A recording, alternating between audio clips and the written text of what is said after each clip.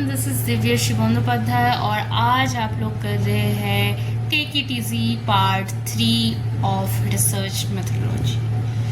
तो शुरू करते हैं। So in the previous video we have already learned about the types of research that is depends on the by scope, depth and also by the purpose.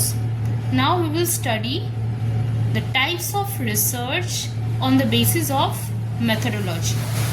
तो ठीक है, पहले हम लोग देखते हैं यहाँ पे क्वांटिटेटिव रिसर्च। देखिए क्वांटिटेटिव रिसर्च क्या होता है, जहाँ पे हम लोगों को कलेक्ट करना पड़ता है या फिर न्यूमेरिकल डेटा को लेकर हम लोग एनालाइज करते हैं, जहाँ पे हमें वेरिएबल्स को क्वांटिफाई करना पड़ता है। वेरिएबल्स क्या होता है? Variables anything that we use to do a research. मतलब यहाँ पे बेसिकली मैं आपको बहुत शॉर्ट में समझा रही हूँ। Basically 2 types of variables we are have, not 2 types, there are many types of variables. लेकिन अभी के लिए आप इतना जान लो कि हर एक रिसर्च का एक इंडिपेंडेंट वेरिएबल होता है, एक डिपेंडेंट वेरिएबल होता है। इंडिपेंडेंट वेरिएबल क्या होता है? जो हम मैनिपुलेट कर सके। जैसे फॉर एग्जाम्पल अगर हम चीनी और चाय का एग्जाम्पल लें कि चाय में आपको कितना मीठा लेना है, ये क्या डिसाइड करेगा कि कितनी चम्मच चीनी उसमें डाला गया, मतलब कितना मीठा होगा चाय, वो डिपेंड करता है कितना चम्मच चीनी उसमें दिया गया है, right? So here the independent variable is what we can manipulate, what we can change or modulate according to our convenience. अगर आपको मीठा थोड़ा कम चाहिए तो आप थोड़ा 1/2 चम्मच चीनी डाल दो, अगर मीठा आपको ज़्यादा चाहिए तो 2-3 चम्मच आप चीनी डाल दो, इट डिपेंड्स, राइट? सो यहाँ पे IV क्या हुआ? The amount of sugar, the amount of spoons you are adding on the sugar on the tea, ठीक? ओके, सो मैं कहाँ पे थी? मैं इंडिपेंडेंट वेरिएबल और डिपेंडेंट वेरिएबल मैं बता रही थी, ठीक है? थोड़ा सा नॉइज आ रहा था ना, तो इसलिए थोड़ा प्रॉब्लम हो गया, but it's okay, we will manage it. तो अभी क्या होता है कि देखिए इंडिपेंडेंट वेरिएबल क्या होता है? जो हम मैनिपुलेट कर सके। जैसे मैंने आपको चाय और चीनी का एग्जाम्पल दिया, ठीक है? इतना तक आई होप आपको समझ में आ गया होगा। अगर ना समझ में आए तो बता देना, मैं समझा दूंगी दोबारा, टेंशन नहीं लेने का, ठीक है? Okay, so in the quantitative data क्या होता है? हम न्यूमेरिकली क्वांटिफाई करते हैं वेरिएबल्स को, derive statistical conclusions, common methods जैसे कि सर्वेज या फिर experiment.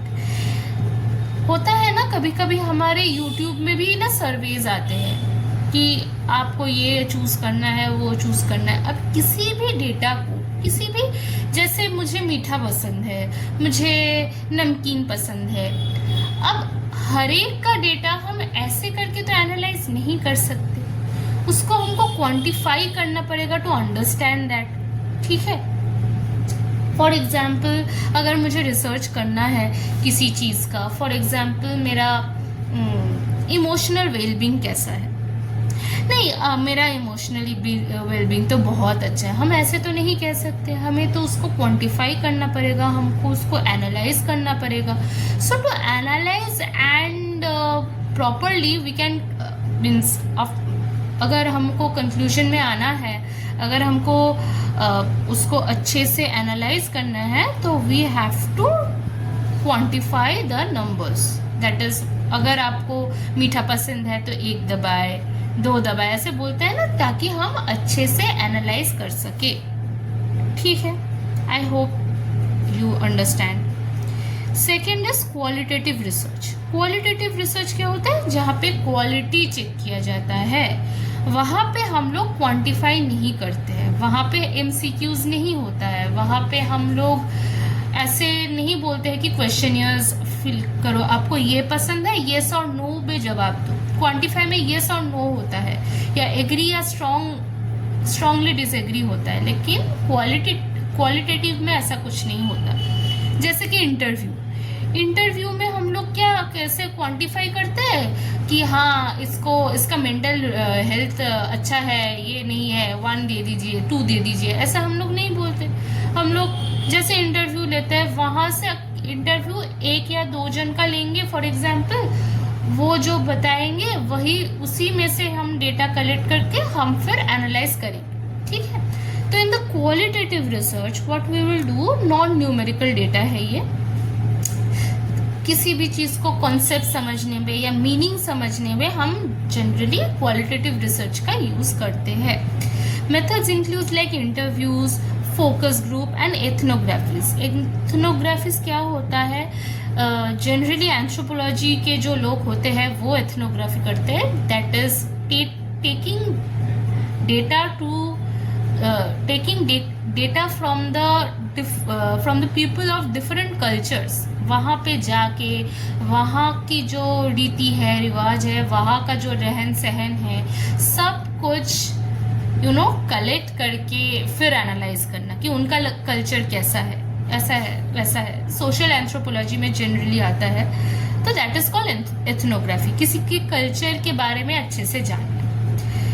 And the third is mixed methods research. वो भी हम लोग क्या है, जहाँ पे 2 टाइप के ही रिसर्च यूज करते हैं, that is quantitative and qualitative. Quantitative जैसे कि सपोज मैंने आपको क्वेश्चनियर दे दिया, आपका आईक्यू का टेस्ट हो रहा है, फिर आपने सारे क्वेश्चंस में ऐसे टिक मार्क्स दे दिए, हाँ ये भी हो रहा है, ये भी हो रहा है, वो भी हो रहा है, वैसा भी हो रहा है, तो आपका आईक्यू एनालाइज किया जाएगा। लास्ट में कुछ क्वेश्चंस है, आपको वैसा कैसे, आप डिस्क्राइब कीजिए आपको कैसा फील हो रहा है, that is a open ended question. So qualitative में हमेशा ओपन एंडेड क्वेश्चंस रहेंगे, आपको कैसा लग रहा है, ये आपका जो आप मेंटली आप वीक हो, क्या एग्जैक्ट फील हो रहा है, ठीक है, वहाँ पे आपको पैराग्राफ लिखना होता है, ठीक है, ऐसा होता है। So that is the mixed methods. Another point I would like to say that methods and methodology एक नहीं होते, ठीक है। Methodology is the whole process you are doing to collect a data, that is पहले एक research problem दिया जाएगा, फिर उसको लिटरेचर ऑफ रिव्यू दिया जाएगा, सब मतलब whole process to conduct a research. फिर डेटा कलेक्शन होगा, डिजाइनिंग होगा, फिर उसको एनालाइज किया जाएगा, interpretation. The whole process of doing the research is basically methodology, and methods are the specific tools which you are using। क्या specific tools आप use कर रहे हो, व्हाट आर द मेथड, ठीक है। तो वो हो गया, वो मेथड हो गया, और मेथडोलॉजी पूरा प्रोसेस को मेथडोलॉजी कहते हैं, ठीक है। फिर आता है आपका types of research on the basis of inference process. Inference process में हमारा यहाँ पे आता है deductive research, inductive research and hypothetico deductive research. Deductive research क्या होता है, जब टेस्ट एग्जिस्टिंग जो भी थ्योरीज एग्जिस्ट करता है उसको हम एक जनरल प्रिंसिपल में जब हम लाते हैं। For example, starting with a theory and using experiment to confirm to refute it। जैसे for example gravity exist, if it's a theory, तो उसको हम फॉर एग्जाम्पल उसको हम साबित करने के लिए हम लोग क्या करेंगे, हम लोग एक कोई भी ऐसा एक चीज आप लोग, जैसे मेरे पास बॉटल है, मैं इसको ऐसे गिराऊंगी, ये गिर जाएगा, तो इसको क्या हम बोलते हैं, this is just for understanding, please don't write it on the exam, okay, ठीक है, ये सिर्फ समझने के लिए है। तो डिडक्टिव रिसर्च, इसमें हम लोगों ने क्या किया, हम लोग जो लॉ ऑफ ग्रेविटी है उसको हम लोगों ने टेस्ट किया कि ऐसा होता है कि नहीं है, ठीक है। तो that is called deductive reasoning. जो एक जनरल थ्योरी है उसको हम दोबारा से एक प्रिंसिपल बनाएंगे, एक जनरल स्टेटमेंट बनाएंगे, so that it can be applied right. It can be used as a statement. ठीक है. फिर होता है इंडक्टिव रिसर्च. अब इंडक्टिव रिसर्च ठीक डिडक्टिव रिसर्च का ऑपोजिट होता है. I am sorry, I am fumble a little more.